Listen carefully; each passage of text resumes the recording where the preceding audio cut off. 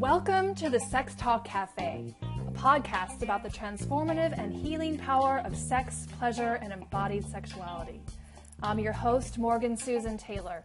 I'm a sex therapist and specialist in women's sexuality and the founder of the Pathway to Pleasure Collective, where I am passionate about normalizing the conversation on sexuality while building a bridge between the sexual and the spiritual. I created the Sex Talk Cafe as a place for you to learn from the experts in the field of somatic sex education, sex therapy, and sacred sexuality so that you can remove the mystery from sex, release guilt and shame, and learn to live a sexually empowered life filled with more confidence, connection, intimacy, and love. Thank you for joining me.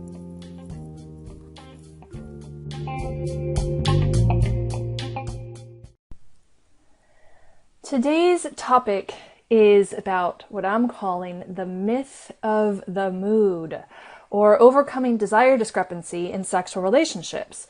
If you've never heard the term desire discrepancy, let me go ahead and just explain what that is. And it's pretty simple. It's pretty much exactly what it sounds like when there is a difference or a discrepancy in desire, the sexual desire between two people in a sexual relationship.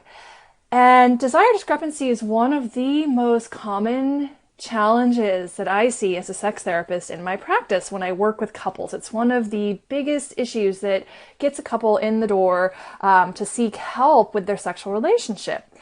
And it's really a problem. It's a huge problem because many times what I see is that one partner has made the other partner wrong for either what they decide is low sexual desire or too high of a sex drive. So I really see this going in both directions. And many times it's the woman who has labeled herself as having low sexual desire or low sex drive, and often makes comments about her male partner having either too high of a sex drive or somehow making him wrong for having a quote-unquote higher sex drive. And meanwhile, she has also often been made to feel wrong for not having high enough sex drive. So what I want to do today is just shed a little bit of light on this topic.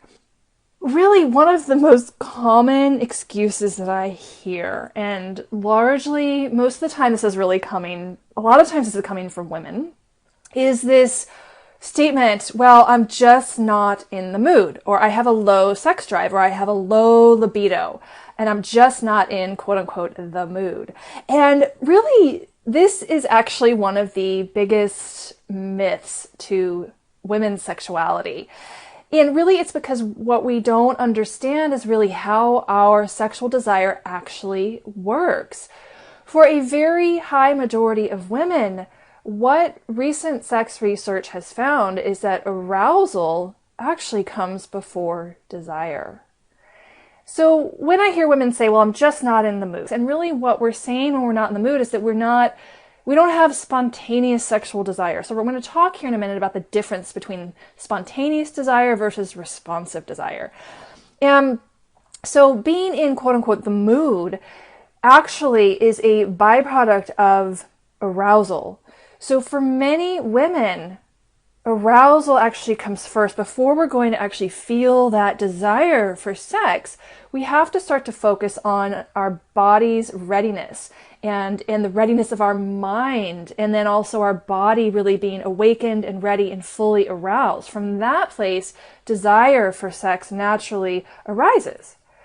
So I want to talk about the difference here. So what I'm referring to is called responsive desire. And so responsive desire really emerges in response to erotic stimulation. So for example, how do you like to be touched? What kinds of things in your environment stimulate you and turn you on? For example, that could be soft music, candle lighting, a quiet atmosphere. How do you like to be touched? How do you like to be kissed? What kinds of things throughout your day make you feel turned on? That could be things like words of affection or sexy little text messages from your partner. So really, when we talk about responsive desire, we're talking about desire that occurs in response to stimulus. And for many women, this really is about learning to really identify the things that feel good in your body. What are the things that turn you on and get your body feeling relaxed and get your body feeling open and get your body feeling aroused? And from that place, the desire for sex very often naturally arises. Now, this is very different from what's called spontaneous desire. So spontaneous desire is, when we think of like the desire for sex just happening instantly, right? Like you just think about sex and then you want sex and your body's ready to go. What has been found is that spontaneous desire occurs in about 75% of men, but only about 15% of women. Spontaneous desire is really what we've really set that as the norm of what we expect everybody to have, because 75% of men, that's really how they are aroused and turned on, is spontaneously. Maybe there's a thought about sex. Maybe there's a beautiful woman walking down the street, and that image sort of ignites that desire for sexual activity. And so this is the kind of desire as well that we're shown in movies, in media.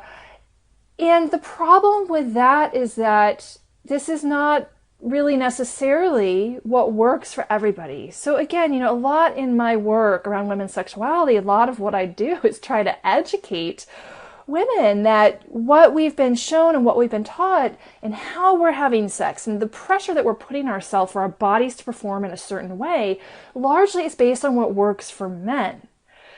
So when we start to understand that what works for many women, actually it's about 30% of women and only 5% of men that are found to have what we call responsive desire, which is a completely valid form of desire. And instead, what we've done is we've pathologized women for not having the same architecture of desire that men have, so to speak. So neither spontaneous nor responsive desire is necessarily better. But many times the person with the responsive desire is blamed or blames herself as having a low libido or low sex drive, when this is actually not the case. If we just understood this other way that desire actually functions, then we would really be able to perhaps have a lot more understanding in our sexual relationships and perhaps be able to eliminate this issue of desire discrepancy altogether. But sadly, instead, what's happened is that many of these women are labeled as having some kind of a disorder. So it's currently referred to as female sexual interest and arousal disorder, FSIAD. Formerly, this was called hypoactive sexual desire disorder or inhibited sexual desire disorder or inhibited sexual desire. And these are considered a sexual dysfunction, which is characterized by a lack or absence of sexual fantasies and a lack of desire for sexual activity. And specifically, when a person will not initiate or respond to their partner's desire for sexual activity. And this occurs supposedly in 30% of women. So technically what this is saying is that 30% of women have a sexual dysfunction. And I call that bullshit. Because honestly, there's more likely some very, very good reasons why women are losing interest in sex that have nothing to do with being sexually dysfunctional or broken. And one of them is this thing called responsive desire. And now that we're starting to, I hope, starting to understand this more, at least it's starting, the seeds have been planted. And this idea of understanding responsive desire and starting to actually actively work with it, we can actually probably drop that 30% way, way, way down. Maybe we can even eliminate it completely. Because a lot of times as well, for women, there's more likely some really good reasons that they're not wanting to initiate sex with a partner or that they're not responding to their partner's desire for sex. And these tend to be things, for many women, things like unresolved issues in the relationship. When we're resentful or when we're angry or we're upset and we haven't resolved that in the relationship, our bodies are not going to want to open sexually to our partners. But this is not a disorder. Things also like chronic stress or chronic worry, overwork, lack of sleep. Any kind of chronic stress state is going to increase our cortisol levels in the body. And anytime cortisol is high, our sex hormones are actually lowered. So that natural desire, that part of us that wants to seek connection and seek sexual activity is actually shut down when we're in a high stress state or in a chronic stress state. Chronic stress also leads to that to depletion in general, and many times because when we are working too much or we're worried about, let's say, financial worries or child rearing, we're not getting enough sleep, many times we're also not really engaging in adequate self-care. We're not eating as well as we should. If we're not getting enough sleep, obviously our bodies aren't having that opportunity to fully restore. And all of this causes us to feel depleted, like we have no more left to give. And I don't know very many women when they're in that state that really feel like initiating or responding to their partner's sexual desire. Another really common issue as well, why women might lose interest in sex and not want to initiate and not want to respond to her partner, have to do with the fact that sex often is not fulfilling for her, because often it's over way too quickly due to male ejaculation. So sex that lasts maybe 5 minutes, even maybe 10 or 15 minutes, for many women, it's just not enough time for our bodies to actually become aroused. So it really brings us full circle back to this idea that our bodies have to be aroused. Our genital tissues have to be ready and engorged and ready for sex. We have to be relaxed. We have to get out of our heads and into the body. And sex that lasts maybe 5, 10, 15 minutes, start to finish. And I'm including that includes the foreplay time.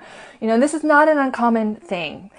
It's really not enough time for most women to actually really drop into a state where there's enough relaxation, where they're starting to feel more feelings in the body, where the tissues become engorged, where there's enough time to get us out of that grocery list that we're doing in our heads all the time and really get us into our bodies. It's just not enough time. So what happens is over time, this is really like the standard conventional way that most people have sex. 5, 10, maybe 15 minutes is considered a long time.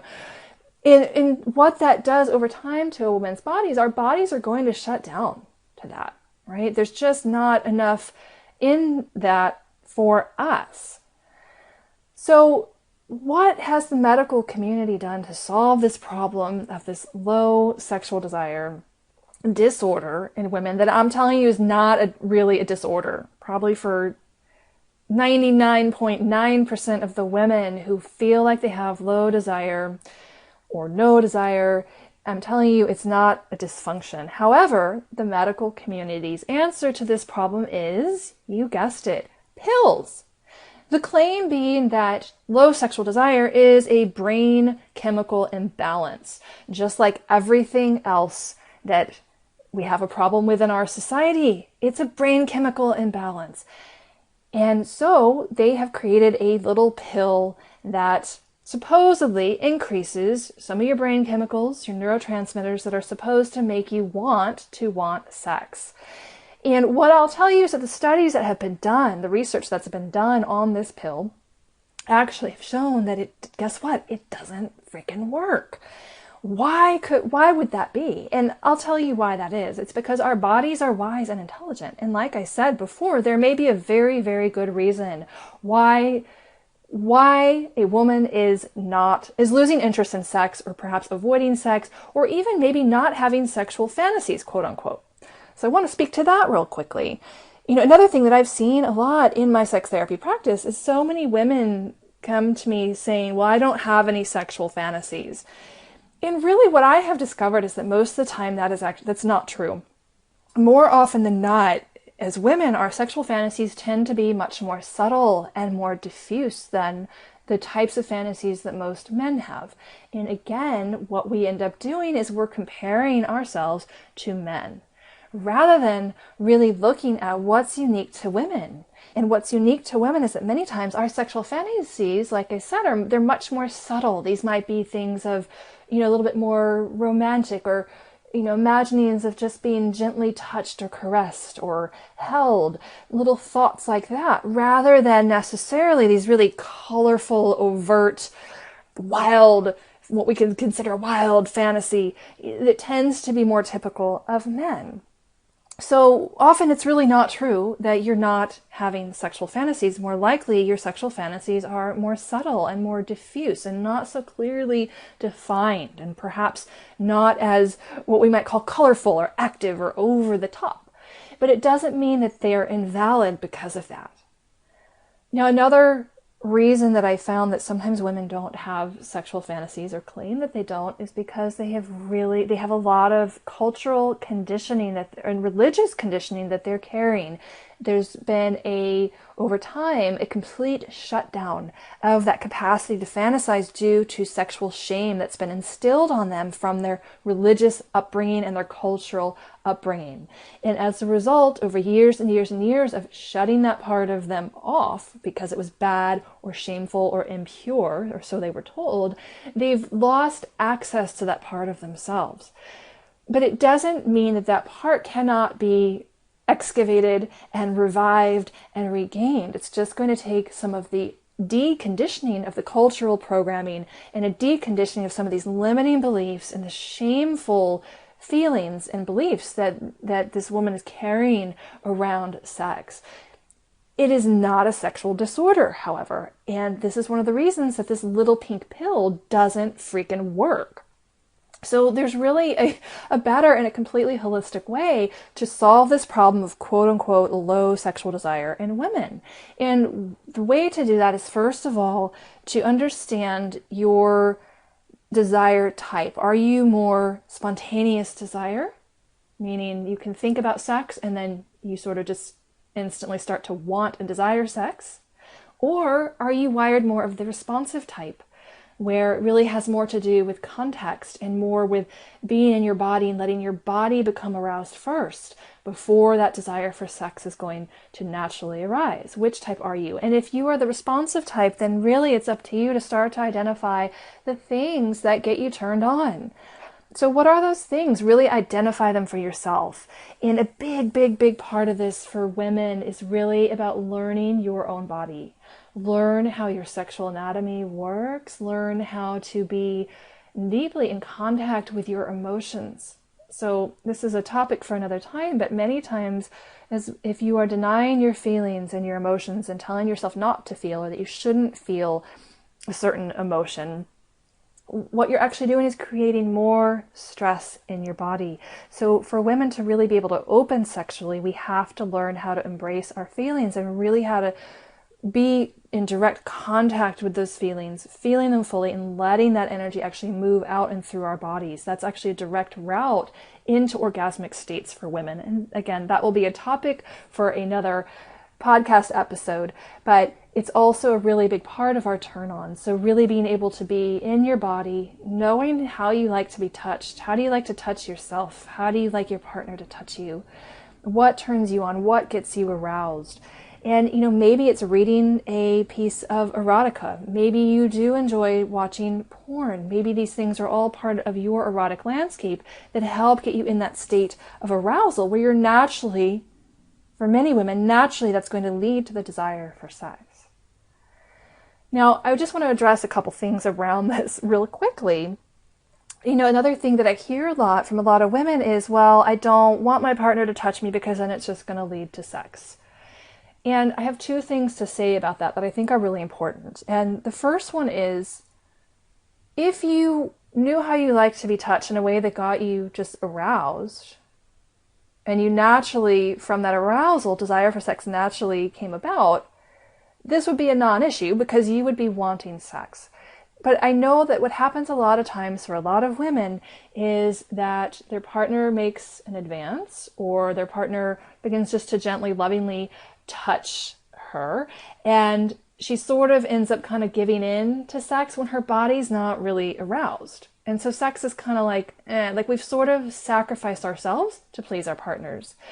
And that is exactly what leads to this, I don't want him to touch me at all because it's just going to lead to sex. It's because you've engaged in sex before your body is fully aroused and before you're a full yes. So that problem can really actually be solved when you learn how to give yourself and give your body the amount of time that it actually needs to become fully aroused before sex even happens. And I'll tell you right now, ladies, that for most women, that it takes a lot more than 5 or 10 minutes. For a lot of women, it really does. That's going to vary woman to woman. It's going to vary day to day per woman. So really, the art is about learning to know your body and learning to know if you need a little more time to get warmed up, or what it really means to know that your body is a full yes. And here's a little hint. It's about a lot more than just being a little bit wet. And it's about a lot more than just kind of being turned on in your mind and having the thought that, yes, sex would be great. It's really about learning how to feel what it feels like when your body is completely open and completely ready emotionally, energetically, and physically. And that might require negotiating with your partner to spend a little more time, to give you a little bit more time. And on your part, that requires giving up this feeling of guilt about that, or giving up this idea that if you don't hurry up, your partner's going to lose interest. It has to be a working together, because when you are fully aroused and you desire sex, I promise you, your partner gets a lot more out of it. I've really never met someone that said that they really just love it when their partner just has sex with them in order to get it over with, right? Nobody enjoys that. So I promise you that your partner will likely be much more interested in investing in you and in the time that you need to really become fully aroused, because he or she will get a lot more out of it as well. If that's the case, you both will. And when sex is satisfying in that way, then naturally, most of the time, we're actually going to desire it more frequently. So there's another piece as well to this that I think is important to share, and that has to do with touch. As women are extremely finely attuned to a man's intention. So many times a man will touch his woman with sort of this intention of getting something from her, right? A woman is going to feel that every single time. And any time that there's that agenda in the touch, right? A woman unconsciously or consciously is going to feel that agenda, in that feeling that he's trying to take or get something from her. And what will happen, our bodies, a woman's body will actually withdraw and start to shut down from that type of touch. So this is really a little bit of an art form of learning how to touch your partner without an agenda and without an intention. Really just unconditional touch for the sake of either giving or receiving pleasure. And that will make a huge, huge difference as well. And I know that that's another reason why a lot of women eventually just shy away from being touched at all by their partners, because they can feel that. If you're coming at your partner sort of with this idea of, I'm going to touch you in order to get something from you or to get sex, a woman is going to consciously or unconsciously withdraw and shut down and pull away from that. So a woman has to feel like it's completely safe to relax, like there's absolutely no agenda, and in that way she can drop into her own pleasure and fully receive that touch. So it's a little bit of a nuanced thing. I know it's kind of like fine tuning, but I just wanted to bring that out there, and I think it's really important. And then on the topic of touch, there's so much more that we could go into on that we don't have time for today, but I think that those two things, if you start to really pay attention to those two things, it will make a huge difference. So really, all of this begins with ourselves, you first. And one of the most direct ways to start to learn about your own body and what turns you on is through what's called a self-pleasure practice, or what I like to call the pleasure date. It's also referred to as a mindful erotic practice. And that is going to be a topic for next week's podcast, where I'll walk you step by step through how to do that and why. I think more importantly, why.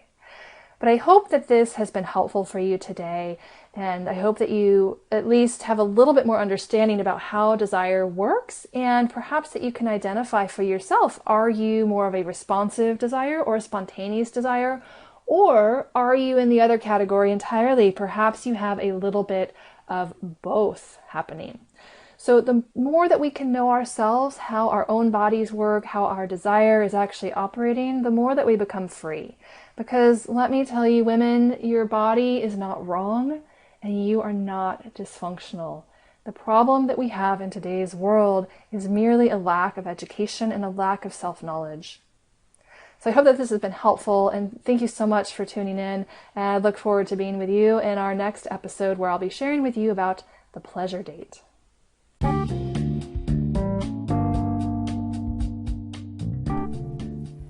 Thank you for joining me today for the Sex Talk Cafe. Please be sure to show your support by subscribing to this podcast series and sharing it with your community. Thank you for listening, and I'll see you next time.